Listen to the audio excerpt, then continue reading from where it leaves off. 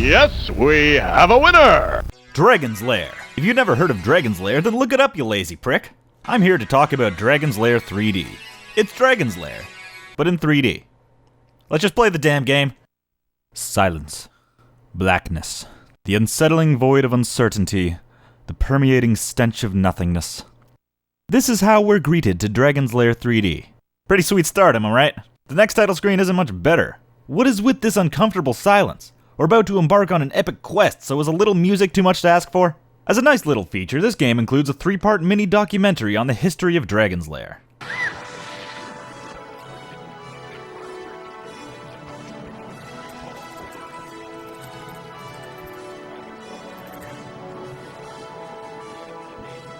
I'm so sorry you thought this.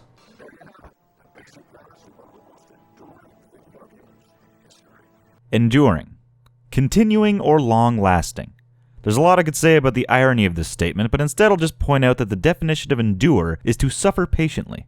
Now look, if you don't know by now, Dragon's Lair is not a good game. It was a massive success, it tried something new, and it brought with it some gorgeous Don Bluethy animation, but it just sucks. The gameplay is nothing more than frustrating trial and error purposely designed to be unfair in order to suck out your quarters. There's a massive difference between a fast-paced test of skill and a 50-50 chance of spending more money. And that's a damn generous ratio. But now that it's brought to the 3D world, they have a chance to fix all this. You're paying one fee up front, so the trial and error is no longer necessary. It can just test your ability and your wit. So let's just see where they go with this. The game opens with what really should have been shown when the game booted up, and we're treated to some fantastic Don Bluth animation. Man, this guy is a king. We play as Dirk the Daring, a dopey dunce of a knight on his quest to save Princess Daphne and her pointy nipples from the evil wizard who honestly gives a shit.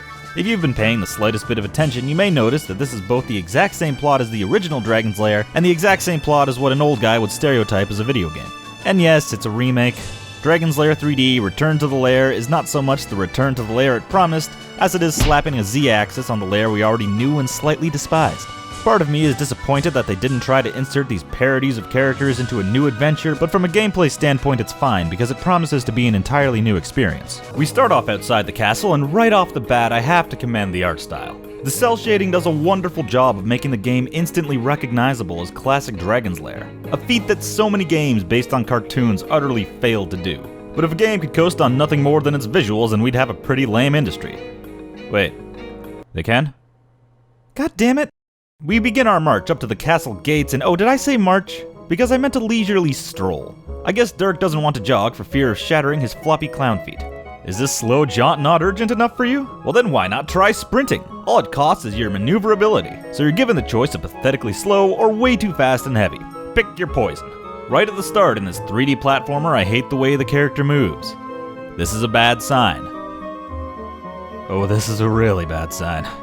And the entire time you're walking up towards the castle, also throughout the entire game, you're guided by the insufferable voice of Princess Sticknipple, who sounds like she's having an orgasm with every syllable.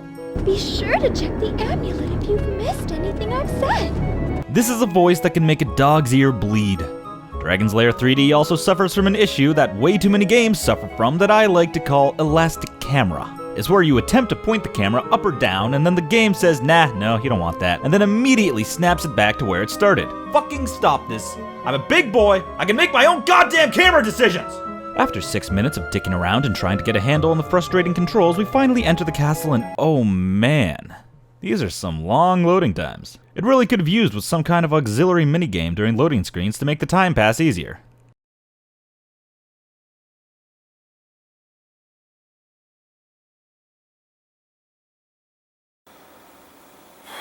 God damn it, CJ.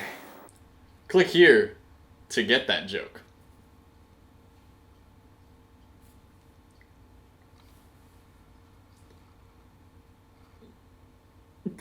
We actually enter the castle, and oh, I'm sure you've already noticed the biggest problem with this game. This is not a shitty capture card malfunctioning. This is the actual abysmal frame rate that's present throughout the entirety of Dragon's Lair 3D. Anytime some environment effect happens or an enemy comes on screen, the game slows to a crawl. It makes the already insanely heavy movements even heavier. It makes an entire game where you can't swim feel like an underwater level. Like any evil fantasy castle, it's filled with both treasure and traps, but not the traps that are easily noticed requiring wit and skill in order to avoid and disarm, but the kind of traps that require that you've been murdered by them once in order to not do it again. Sound familiar? They didn't even try. Some traditions are better left dead. People fondly remember Dragon's Lair for the excellent animation. I don't think anyone was sitting there hankering for another deadly trap to stumble into. They basically just changed the payment model, but left in all the pain. And now, a dramatic reenactment of Dragon's Lair's payment model. Hey man, I've got a sweet game for you. Do you have a quarter?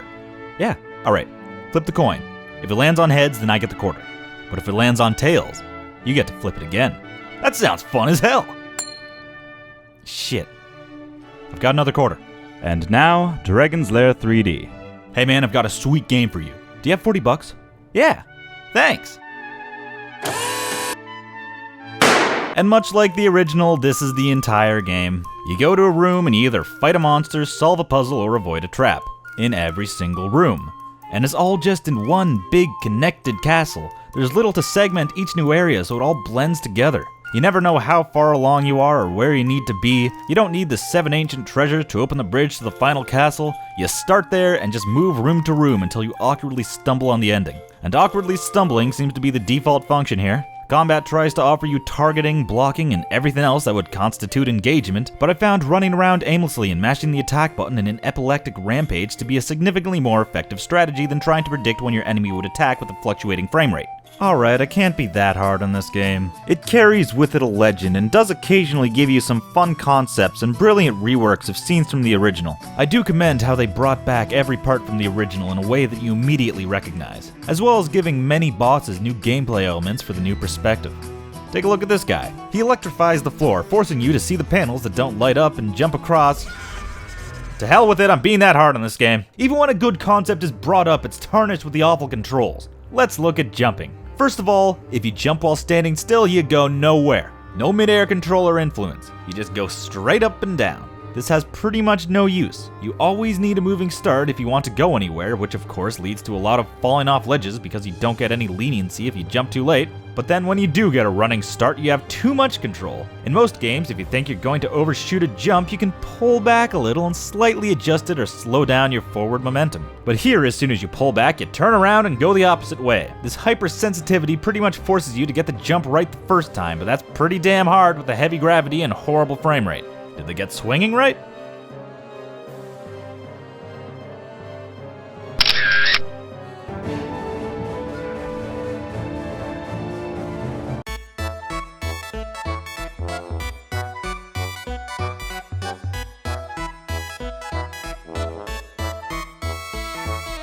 Why can't I grab this chain? What is preventing me from grabbing on? Are the hitboxes absolute garbage? Is this chain just decoration?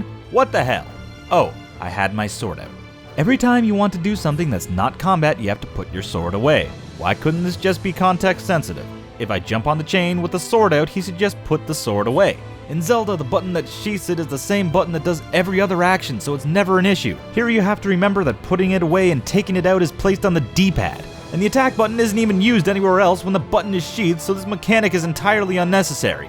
Well, I can finally grab this chain and... How about here? We lowered the water and now have to jump across the drainage lines to get to the other side. I see a switch down in that pipe, but how do we lower the water again?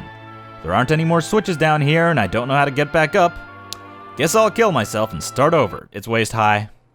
Everywhere else, water kills you instantly, but here you can wade through it. You don't make opaque water waist high. This could have been easily cut out entirely and just made a floor. Then again, right after we have to fight a boss in it. For the love of God, when you make your own games, keep the rules of the world consistent. If water kills you, then water kills you. Right after we beat this boss, it unlocks a door which earns us an item which is literally just the Lens of Truth from Zelda. It lets us see hidden passageways and oh god, no! This is yet another example of how did nobody notice this? This is sickening! It gives me a headache! I'm gonna spare you from seeing too much more of this because I wouldn't be surprised if it could cause illness. Also, where do I go?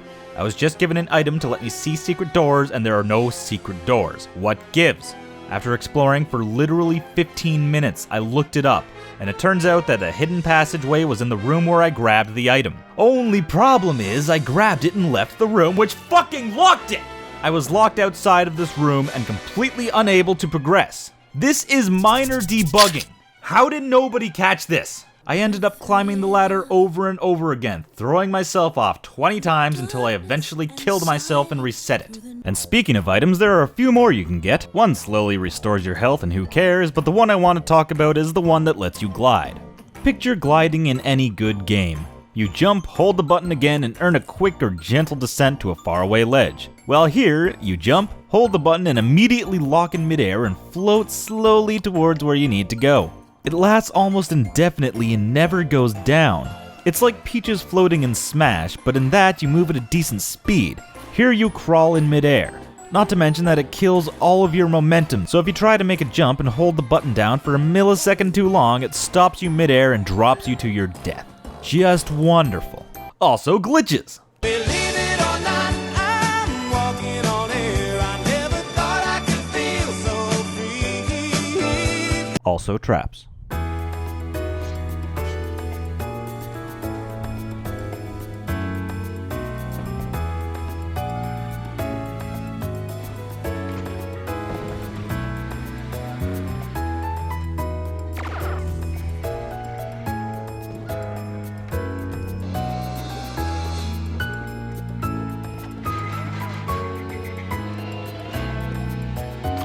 So we conquered the castle, brought down its terrifying guard, solved its deadly traps, and then find the lovely princess as she shows off her bubble butt and harms our eardrums. She tells us to grab the key from the mighty dragon. It's time we face him like a brave knight and run away like a little bitch. Guess that's okay. How did we even get here? That transition was awful. We run through the castle's hallways and try our hardest not to question why there's a river of lava below us and try not to be bothered by the structural integrity of these pillars that fall for no apparent reason as we fail repeatedly. Eventually, dumb luck graces our quest as we find our way back to the treasure room, obtain the magic sword, and actually get to fight the dragon. The dragon brings forth his entire arsenal to dispose of us, including fire breath, fireballs, a hard bitch slap to the face, and his most deadly attack, turning around. Seriously, this is near impossible to avoid most of the time. But we plunge our sword into his spongy flesh and just bounce right off. What the hell do? You wanna know what you do? You block his fireball to get a flamey sword. I just want to point out that the entire game has built up fire to be a one-shot, and there was never a point where blocking was required. So why would you expect to stand in front of a fireball and let it whack you in the sword? Simple! You played the original game! This is the only thing that lets you know this is possible. And to add an extra layer of bullshit to this, you can only block the fireball, you can't block the fire breath. What makes this fire so much different from this? This game does a pretty terrible job of keeping its rules consistent. So after much suffering and torment, we defeat the evil dragon. It turns out his AI was pretty easy to exploit, save the princess's rock-hard nipples, and we all live happily ever after. The end. I beat the game. Wait. No, you didn't. I'm pretty sure I did. I saved the princess, man. But that wasn't the princess. That was just someone pretending to be the princess. I don't follow. You still have about half the game to go. Right after this scene, the new villain comes along and explains all the stuff you still have to do. I don't think you quite understand, so I'm gonna walk you through it. I defeated a dragon and walked off the screen with a princess. I don't know if you've ever played a video game before, but once you rescue the princess, the game is over. Therefore, I beat Dragon's Lair 3D. Anything else you want to say, smart guy? Subscribe to our Marmalade. I did all I could handle, and probably even more. Dragon's Lair 3D is quite honestly one of the worst games I've ever played, and that's not a thing I say lightly. It has inconsistent rules, mindless combat, horrible controls, a god-awful frame rate, brain-dead puzzles, a frustrating camera, boring architecture, and room after room of absolutely bullshit traps. Dragon's Lair 3D is all the fun of being on the receiving end of a gang beating packed into one disc. Is there even anything good to say about it? Well, the art direction is pretty nice, but it's just the art. The visuals are reminiscent of classic cartoons, but the animation and cinematography are incredibly weak. Not to mention the very design of the castle is very muted and bland, but that can be blamed on the fact that it's little more than a remake of the first. Some of the slapstick is also not too bad, but I'm starting to realize that slapstick is only funny when you're not the victim. I respect a lot of the things that they tried when bringing this classic game to a new generation, but the end result was not worth the effort. Avoid Dragon's Lair 3D like the plague. The only other thing I'd like to say about it is that in the developer interview I showed at the beginning, they mentioned that Dragon's Lair 3D was going to make history by being the first console game to support HD video. Well, I looked it up and discovered that Tony Hawk's Pro Skater 4 did it a month earlier, so go fuck yourself.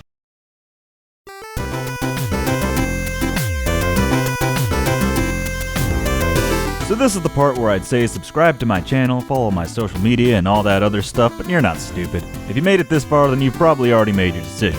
Instead, I'd like to talk about the two guests I had in this episode. Ohhh Marmalade makes videos similar to mine with 1,000,000 times the production value. He puts me to shame daily.